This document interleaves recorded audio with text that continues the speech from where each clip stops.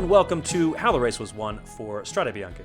I'm Dane Cash, and before we jump over to the actual show, just a quick note here that if you're listening to the podcast feed, that means you're listening to the audio from a live video broadcast we did about an hour and a half after the race ended, because How the Race Was Won is a lot more than just a podcast now. We're a video post-race show. And if you want to see that, if you want to watch it live, or at any point after we're live, if you just want to watch the video, you can do that over on the Escape Collective YouTube channel. So if you just want us in your ears, listen on and you'll get that, or head on over to the Escape Collective YouTube channel to watch How the Race Was Won. Enjoy.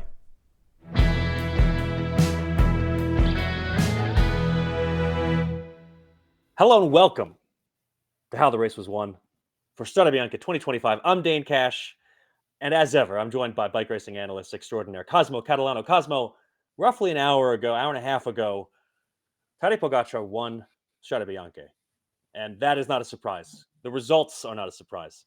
But I noticed that his World Champions kit was kind of ripped up when he came to the finish line there. It wasn't as pristine as I would have expected. What was that all about? Well, Tadej Pogačar just proven he is the strongest in the world, or at least in this race, even crashing himself out for no reason. He's the man. Yeah, that feels like a headline right there. That was a headline. Yeah, I'd say achievement unlocked, crashing out of the lead group and still winning the race. That's the headline. Tadej Pogačar today. Let's get into it. Let's get into what it was that happened that led to this achievement. Let's just break it down. I want to look at the crash. I want to look at what happened right after the crash, because that's the key moment of the race, is the crash. And the fact that he was able to come back from it in relatively short order, despite some interesting team support. Yeah, let's get into it. Cosmo, what happened? Tadej Pogačar was going hard at the front of a downhill for no discernible reason. You can kind of see it here. I have pause power. I do. All right, cool. I'm going to slide back. This is not the view you're going to see 1,000 times on social media, but it is the most interesting one. You can see Pidcock is set up perfectly to corner. You got Connor Swift, who rejoined their escape after getting swept up, and Pogačar on the front, kind of apexing a little bit late, and bike goes a little sideways. You can see Pidcock flinch for maybe a second and just stick to his line, ride it out like Days of Thunder style. He knows that Pogačar is going off the road. He knows he doesn't have to change his line. Connor Swift, not going to make that same decision. He gets stuck up behind Pogačar, and that is unfortunately the end of his day. He had a really good race. But yeah, it's Tom Pidcock being real good at bikes, and Pogačar, I think, getting a little lucky. Because if we go to the car screenshot, Dane? Yes, yeah, let's do that. Yeah, so here we have the UAE team car. A mechanic has already gotten a bike off the roof. They're ready to give it to him. Pogačar is still on his crash bike.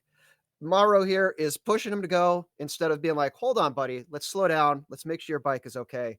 You know, Pidcock is still up the road. He isn't really waiting. He didn't make a big attack out of it, but he certainly didn't sit up and say, let's figure this out. This could have been, race-ending chaos, maybe not Visma at Roubaix stage bad, but yeah. Someone needed to be the grown-up here and do a full assessment, because a couple of K later, we had Pogačar stopping to get his bike changed again. Fortunately, he was able to bring down that gap pretty quickly, to the point where I think Pidcock realized that it would be silly. Number one, be silly anyway to have a 45K time trial against Pogačar. Number two, he was going to catch him. Might as well ease off, get some good vibes. Yeah. Should we back up to see kind of what happened before that? What should we do now? Yeah, I do want to. So two things. First of all, you point out that the waiting, and I think in a moment when you're looking at it, you might think, well, is this just Tom Pidcock trying to be a gentleman? No, I think you're right. There's plenty of good reasons to wait. You're going to get caught anyway. This was pretty clear. Pogačar was closing him down, and yeah, so it was a decent decision by Pidcock to wait. The way that Pogačar was closing in is evidence of just how strong he is. And then the other thing is, yeah, this did kind of seem like a silly crash, and the fact that he went down was relative. I mean, the visuals were bloody, but I think he was pretty fine, and so I think that, to me, is a little bit of luck, as you said. He slid, he went into the grass. Could have been worse. Could have been a lot worse. Oh, I mean, the crash, if you look at the crash from the front, you look at the angle, you're going to get 1,000. Let's open Instagram right now. You'll see this crash. He really could have hurt himself, because he slides out and he gets enough of his body on the ground that his head doesn't quite whipsaw into it. but like a slightly faster fall, and he gets that you go see the helmet bounce. It's a horrible, horrible thing to see. He just avoided that, and then he rolled over onto the other side of his head and was fortunately already kind of airborne, sliding across the grass. So really, he could have hit a fence post. Fortunately, he ended up in a pricker bush, which is painful, but also like they're pretty stiff. Like it's a stiff cane. I don't know if you have any experience with raspberries. I grow raspberries in my yard, so I do. It'll stop you. It'll give you some cushion. It'll rip up your skin, but it's not like hitting a tree. It's not like hitting a post. It's not a huge drop off into a ditch. So really went well for him. Have you ridden a bike into your raspberries just to see what would happen? I have not. I try to avoid that. Yeah, okay. But if Fair I enough. were about to crash, raspberry bush would actually be high on the list of things to hit. Better than like a barbed wire situation then? Yeah, way better. Yeah. Yeah, yeah. Okay. No Johnny Hoogerland stuff here. Yeah, yeah, okay. Yeah. Lucky to not be in worse off shape, and then he is Tadej Pogačar. He did Tadej Pogačar things, catches back up, and then it's just sort of the race's history. We'll get to that in a bit, but this was the key moment. Let's back it up. Let's see what else. I mean, how else up to this point? What did you see as you're watching the race that really stood out to you as the building blocks of where we're going to get to? The first thing I noticed was the break was really strong. 6 riders, all pretty big guys. Connor Swift among them. Also, Pidcock had a rider in the break, and Pidcock was glued from the beginning of the coverage. I don't know if you want to switch over to that other screenshot. Yeah. Let's do that. Like this is basically the first shot of the peloton. 94K to go. UAE on the front. Pidcock absolutely glued to Pogačar's wheel. Never got off it. Like just knew that this was a pile of TNT that could explode at any time, and he needed to have some sort of reflecting agent underneath him to use the power of that TNT to be accelerated forward. And that's more or less what happened. Like we actually saw something unique. Was we had the usual UAE train kind of burning guys off, stringing things out, but there were still riders left on that train when we got to the attack point from last year. Eventually, Isaac Del Toro pulls off. Wellens takes over, and Pidcock, for whatever reason, decides he doesn't want to wait around. He wants to take off on his own. He goes in front, makes what I would call an attack. Pogačar makes a counterattack.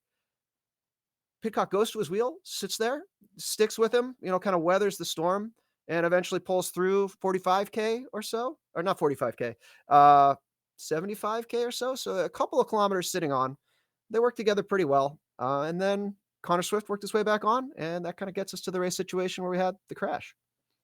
Yeah, and I think the build up there, you saw Pidcock doing what I think, in the run up to the race when I wrote the race preview over at escapecollective.com. My thought, and I think this is nothing like groundbreaking, is you need to try to anticipate the Pogačar attack, and the fact that Pidcock was the one to push the pace, I think it's a great strategy. That to me is the only way that you can ensure you might have a chance here. And so that was a big moment for me to see someone else other than Pogačar push that pace and have Pogačar chase and counter rather than him being the one to start it off. I think it's a big moment for the race. And I honestly kind of like that's a big moment, just period. Like in cycling right now, that somebody else actually did something ahead of Tadej Pogačar. Yeah. So obviously we know the result in the end, but good on you, Tom Pidcock. And then there were a few other riders, you mentioned them, who were trying to, fight with him. Healy was there. And I feel like, yeah, the building blocks are there to maybe set up the attempt at not having a Tadej Pogačar victory. I mean, Again, the thing. Oh, no, go ahead. I was going to say, I would actually contrast the way Pidcock rode after this initial attack where he got clear with Pogačar. Really did kind of minimal work to how he rode after Pogačar got back from the crash. Because I don't know if you've crashed like that before, where it's, you're torn up, but you're not hurt. There's a lot of, you could actually see it in the broadcast. Once Pidcock was caught, they brought the team car up and Pidcock's still kind of riding along. Pogačar gets the bottle. Pogačar kind of sits on Pidcock's wheel for a while, adjusting his shorts, getting food, getting totally resituated. And that for me was actually kind of a missed opportunity on Pidcock's part. I would have been like, hey, great, you're back. Let's go. Let's work. Keep him moving, make him ride with those little irritations, or make him have to think about, every time he comes through to do a turn, he gets his rest. He's got 20 seconds to do whatever he needs to do. Give him that attention, that additional mental stress in some ways physical stress too, because when you're in pain, your body responds to that. Like if you have an open wound and your little shorts gripper is rubbing it every time you turn the crank, like Yeah. that affects you in a lot more ways than just psychologically. But he didn't do that. Pidcock was very content to do most of the work. Pogačar didn't sit on completely, but it wasn't the same thing we saw at Santa Maria, where it was the Pogačar show, and Pidcock just kind of clinging to him. Yeah, I kind of felt like it was as if Pidcock didn't really have much of a plan from that point on. I could be wrong. Maybe he had a plan, and I don't know it. Obviously, I can't read Tom Pidcock's mind, but it certainly seemed like once he was ahead of Pogačar post crash, well, there's that moment where you're thinking, is this where Tom Pidcock goes on to win Strade Bianche, even though we all thought Pogačar was going to win? Okay, no, that didn't happen. Pogačar catches up, and then it was like Pidcock just sort of settled into a a groove, but like not in a good way. And I just don't know. Not that I have, look, if I could come up with how you actually beat Pogačar in this situation, if you're one on one versus Pogačar, they'd probably pay me a lot of money. But it seemed like he didn't have the answer to that, and so they're riding together more together than they should have. He's doing too much work. And then what happened? Yeah, I mean, I'm of two minds about that, right? Like, I think number one is that like if you're there with Pogačar and you're holding on, like that's a great plan. That is a great way to get a good result. Yeah, It might be that result is second, but like that's a pretty good result when Tadej Pogačar is in the race. Number two is Pidcock may have been riding strategically to pressure Pogačar to ride harder than he wanted to on the descents and some of the loose terrain. We've seen Tadej have trouble in the Tour de France on some descents before, kind of overshot corners, and when it's been a situation where there has been descending pressure. Pidcock is extremely good at riding a bike. If you want to see how to ride hard on gravel, like you find footage of this and just watch Pidcock. Like go through a replay, watch every time Pidcock is going under those big sweeping loose, loose gravel on hard packed corners. Like he takes the bike in on what is not the most aggressive possible line, but a line that has a little wiggle room, and really does push the bike until something moves, and you can see him adjust from driving the bike like it's on a rail to switching to like he's on a mountain bike. So he stays in the drops, but his legs kind of pop up, turn into suspension, really anchors that rear wheel right into the heart of the gravel, sticking it in there. And Pogačar is not a bad descender by any means, but he's not doing that. And I think that might have been something that was in Pogačar's head when he took that. He started it. He started in the middle of the road, right? You're supposed to go wide, cut across the apex, exit wide. He just took a bad line, yeah. wasn't thinking too much about it, and crashed. And some of that might have been, where's Pidcock right now? What is he planning? Do I have to be worried about an attack? Probably not, but still, it's something that's going to be in his head. And I think Pidcock may have been playing that game a little bit. And I want to come back to this, but maybe in years past, maybe with an ideal route, I'm teasing something for later. You pay more for the mistake that Pogačar made in that corner. Instead, he did have time to catch up. And then with Le Tolfe and the Colle Penzuto still to come, actually it's two trips still to come, there's still an opportunity for him to do what he does, which is drop Pidcock while seated. Now, I look at this and I see what a flex. I would say that he did it because he could. It's hard to stand up on this terrain if it's really steep, especially if you're making an adjustment from something not steep to steep. You go to stand up, the rear wheel fishtails around, you lose your momentum. Pogačar knows that he's got 20, 30 a minute, a long time he can apply power and just beat Pidcock down. He doesn't have to make a big sudden strike and get that separation. He knows that if he just keeps the heat on, he can get clear. And I think that makes the most sense in this terrain because it is that loose surface. Like you keep your body weight anchored on the bike. And yeah, that's what we saw. Pidcock was able to get to his wheel, held on for 10, 15 seconds, and then a little gap, and then a bigger gap, and then a bigger gap, and then Pogačar was gone. And that was, it wasn't like a lightning strike, right? It was just that slow grinding him down, and then he's gone. The fact that this is a steep climb too, and Pidcock is a small guy, which simple math here. Pogačar's wattage had to be pretty impressive. if he was doing what he was Yes. able to do. It's Some of our members on Discord, right before we went, evergreen tweet. yeah, I will evergreen. Yeah, some members pointing out that some of the riders already uploaded their Strava files, like Ben Healy, almost 300 watts normalized power for 5 hours and 23 minutes. Thanks, Cafe Rider. Always appreciate the feedback and the comments. And this one was super helpful. So if Ben Healy's doing that, and you imagine Pidcock's doing similar, Pogačar, who's bigger than Pidcock. I mean, particularly when they're riding side by side, you can really visibly see big. I was impressed visibly. at the size difference. Pogačar's not a big guy, so the fact that he looks bigger than Pidcock, imagine what. Yeah, I mean, I can't even imagine. It's unreal, but it's exactly what we would expect from Pogačar. So once he comes back from the crash, since he's not actually all that hurt, you get the inevitability. The Pogačar inevitability sets in, and then we get what happened. And then, yeah, I mean, from there, there's not much else to say, I think, about the winner in second place, right? I mean, Pidcock gets dropped, Pogačar goes clear, Pogačar does more watts. It's kind of, game, set, match, right? Yeah, that's it. I mean, I think with a crash, you never know. Even Pogačar probably wasn't entirely sure he could do what he wanted to do until he did it. It wasn't a sort of thing where you're riding along and you're like, yeah, I can put out that many watts for 30 seconds and make the separation. But yeah, that's what we saw. And like I said, you can't take too much away from Pidcock in this situation either. So yeah. Oh, I want to. Yeah, I definitely want to move the conversation to that now, because I feel like, well, first of all, we've been saying about how amazing Tadej Pogačar is for 3 years now. So I don't know that we need a whole. Yeah, I don't know that we need a whole nother show of that.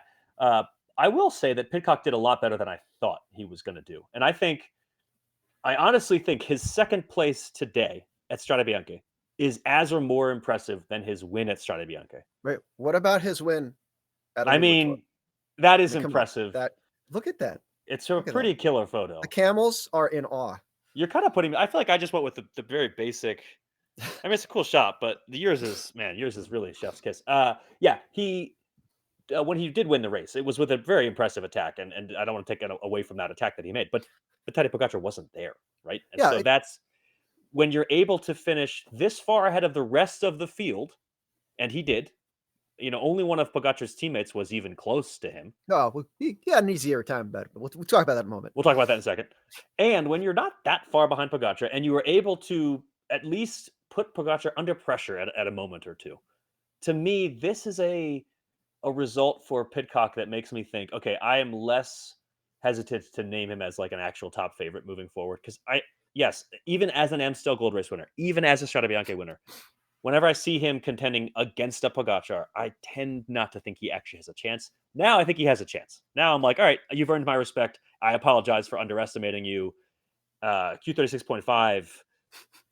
I hats off for the signing, because it's such a big deal for them to have this rider. And yeah, I think it was just a really impressive ride all around. Even if he may have made some tactical question marks, I don't want to call them mistakes, because I mean, there's an unseized opportunity, and it wasn't. Right. I don't think it's not a criticism, And is it even going to matter, right? So we can't know whether he would have. Yeah. Anyway, hats off to Tom Pidcock, and in a whole different realm of hats off to Tom Pidcock. Thanks for making the race entertaining, right? Like in last year, as brilliant as Tadej Pogačar's attack was, it was one of the moments on the year where I said, this might not be great for the sport. We might start to get people yawning and tuning out. We haven't mentioned the Van Hooijdonk quote yet, have we? We have not. Now seems like a perfect moment to bring. Yeah. So on the WBD affiliated broadcasts in English, there was apparently Nathan Van Hooijdonk was, after Pogačar and Pidcock had gone away, was tired and wanted to take a nap, and Orla was like, yeah, go take a nap, nothing's going to happen. And then the crash happened. And like, that's kind of what brought excitement back into this race. Pidcock too, of course, also part of that. But I agree. I think it's good to see this kind of more competitive, more engaging race for longer. I do think you mentioned Pidcock's previous Strade win, which for me mentally was an amazing victory, because he was basically caught a couple of times, just kept his head down, kept churning, and got away with that win. This was very much a Pidcock shows that he is the second strongest in the peloton. And that's maybe not something we've seen from him before, at least not in a as clear cut a case as this, where it's everybody, there was no weirdness that happened here. Everybody knew Pogačar was going to go. Pidcock was the only one who could go with him. Yeah, and even the only one who had the strength or the foresight or whatever to stick with Pogačar's very strong teammates and actually be the one to launch that first attack. And in fact, Healy was there and just elected to not go because he's like, you know what happens when you try to go with Tadej Pogačar, you blow up. Yeah, And it almost worked out perfectly for Healy, I think, in terms of getting his best result on the day. I wanna give him some credit, but first let's point out that it was Tadej Pogačar's teammate who finished third, Tim Wellens, a rider who's done very well in this sort of race in the past. So that's not a surprise from a standpoint of what kind of rider he is. I think that Tim Wellens getting to be third is a good example of Tadej Pogačar keeping his vassals happy. That's good feudal lordship. You can't at this team. There is always a Ricky Bobby, and he always finishes first.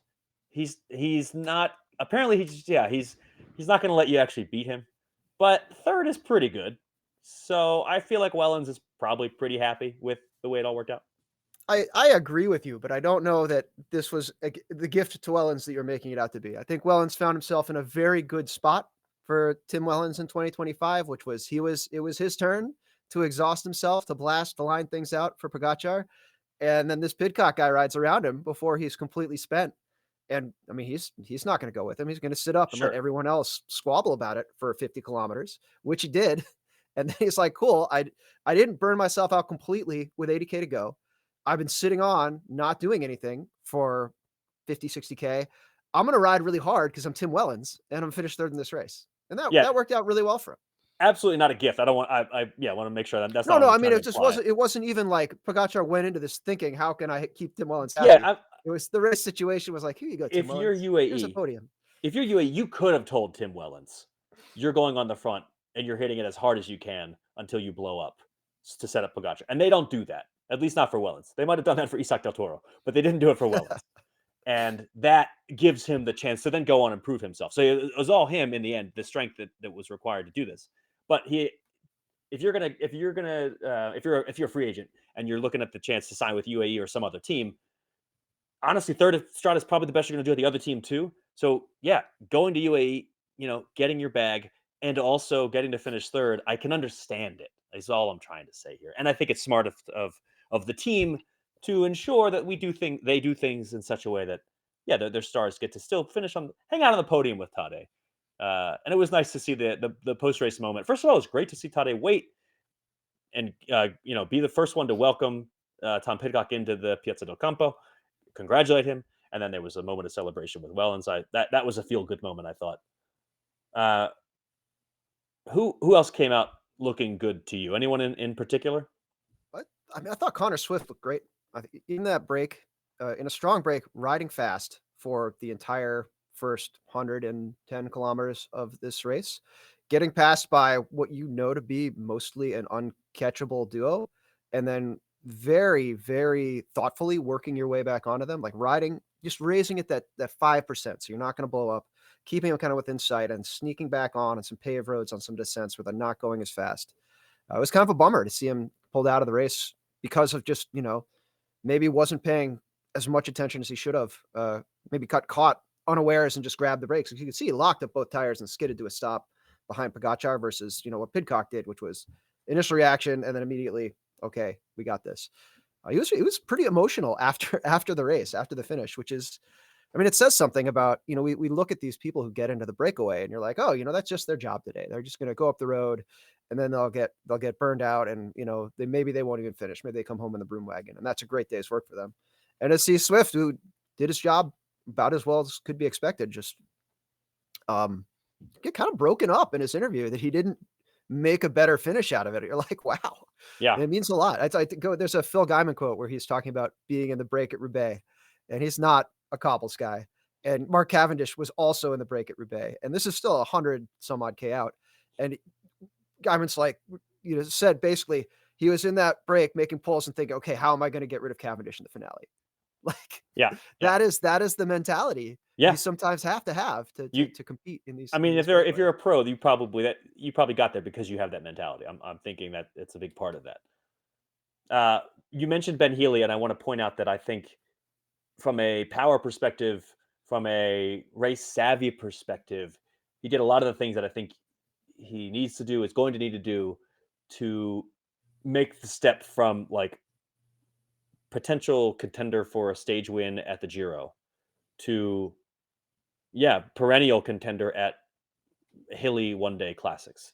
Fourth, not on the podium, but I think very impressive on the day, and was more visible, I think, than a lot of the other also rans.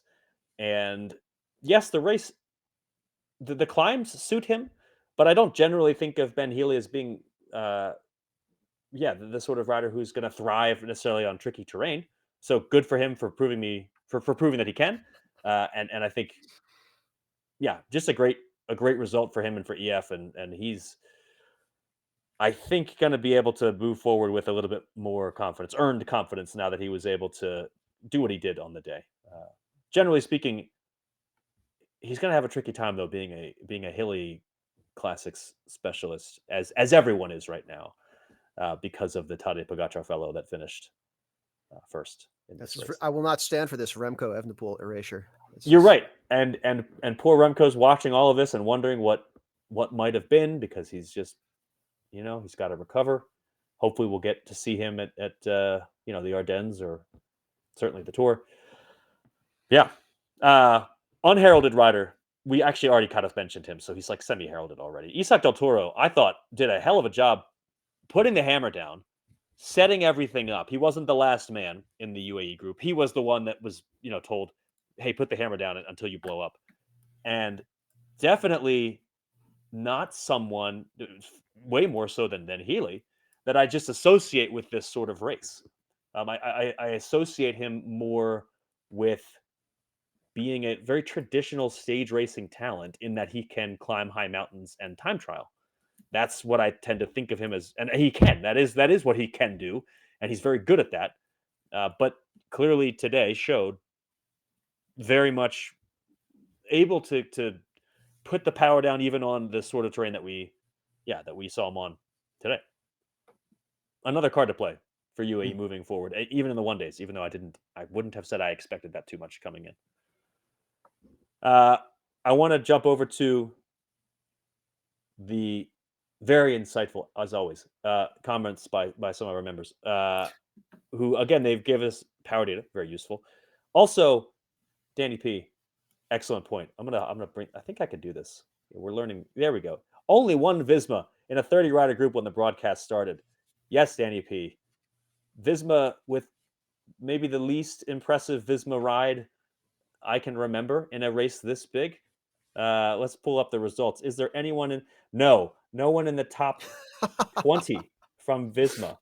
Mr. Attila Valter finishing 22nd, 5 minutes and 45 down. Oof. And if you look at the start list and you look at the roster that they brought, not a shock. I mean, I kind of actually would have expected better from Valter himself. Yeah, Valter's been in the mix in this race before. But the rest of the roster, just not a lot of hitters yet. Maybe these people will be hitters in the future. But you would have thought Valter would have done better. And then in general, I think they must have just looked at this race. I mean, Ben Tullett, you expect to continue to improve. He was just third at the Frondrome Classic. Anyway, you expect this team to improve of young riders, but I would have also expected them already to have been in the mix. And they were very much not at all in the mix. And I think this must have been the team looking at the start list and saying, let's just skip trying to contend in this one. I don't know. It's weird. I mentioned this in the preview. That's one of the commenters said just that, actually. And I think that seems like a likely outcome for what it was. Or maybe they just had more confidence in Valter, who, as you've said, he's done well. He's been fourth at Strade in the past. So for him to not be anywhere near the top, but as we said last week, I don't think this means much for Visma. And in fact, last year, if you look at Visma's results from January through to that fateful moment at the País Vasco, the team was flying. And then on the year, it feels like a disappointment. They were still the second ranked team on the year, but it feels like a disappointment. Anyway, this year, the fact that they're not doing so well, maybe that's actually fine. I always wonder whether it's better to come in with a plan and a strong team and then have it just not come together, which is sort of what happened for Ineos. How Connor Swift found himself as the guy was you had Michał Kwiatkowski coming into Santa Maria.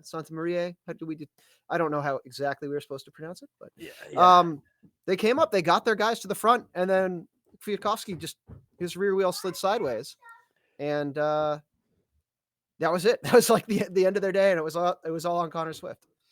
Italian listeners, if you're out there, we've got a few, I think. Why is it Santa Maria and not Santa Maria? Help us understand. Why? That's what I think we innately want to go that way. Yeah, that could be some useful intel. All right.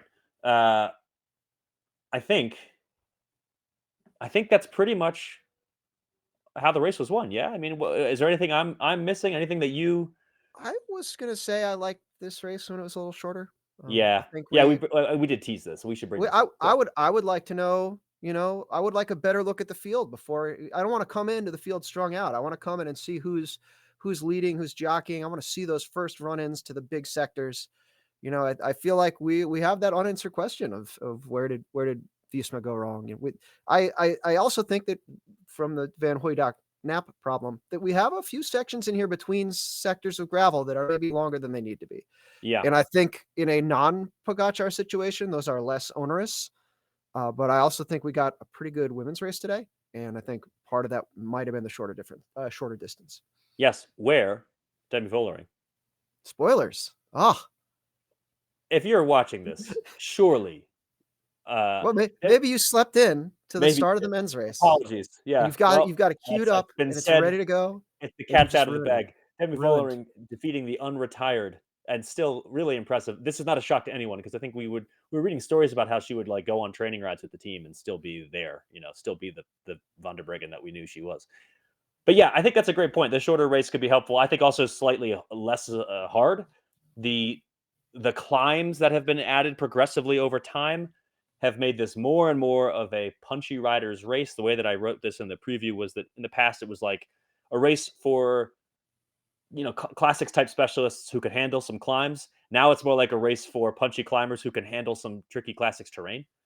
And I would say now every race is a race for Tadej Pogačar. Well, that's true. That's the definition of race that currently exists. That is true. I think on the spectrum of race profiles, Sanremo and Roubaix, I think he can win Roubaix. Let's just say that right now, but are less favorable to him. The fewer climbs you have, the more likely I think Mathieu van der Poel is to come to this race. The more likely maybe Wout van Aert is to come to this race.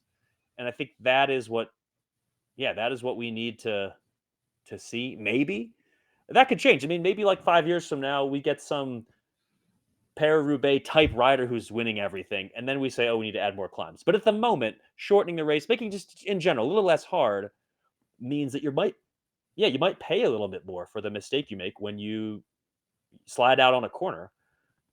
You might not have as much time to catch back up. You might not have as much time to show everyone your watts per kilo, which know that there's a shorter potential time trial for the guy who's already up the road too, who doesn't crash.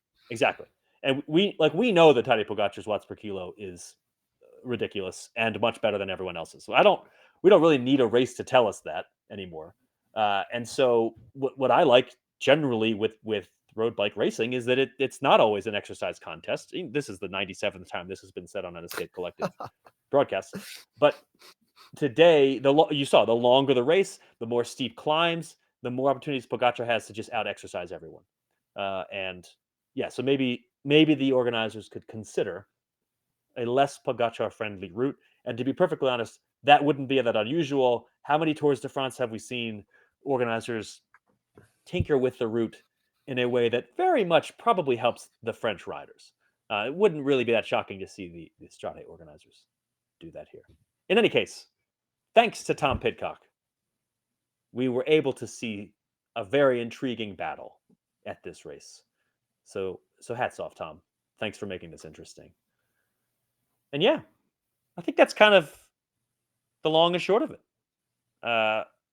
Let's just call it. Why? Yeah, we don't need to ramble on any more than that. Hope you enjoyed the race. Hope you had a chance to watch. And if you're watching live, we thank you. If you're not watching live, you're probably either watching the video on YouTube or listening on the podcast. And that's going to be how we continue to do this in the future. We're going to be live, and then we'll put the video up on YouTube, and there will be audio only in the podcast. And yeah, depending on how you want to consume it, it's up to you. We just are glad that you're here and listening.